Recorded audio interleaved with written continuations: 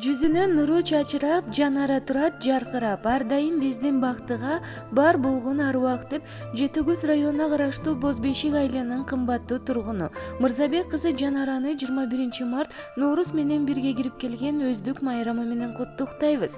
Биздин үйдө кош майрам, баарыбызга кубанычтуу чоң сайран.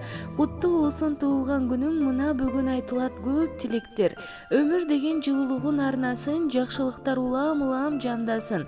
Узак өмүр, чынден соолук тартуулап, жаратканын бактылуулугун арнасын деп атасы Мырзабек, апасы Жийде, эжелери Гүлназ, Венера, сиңдилери Самара, Света куттукташат.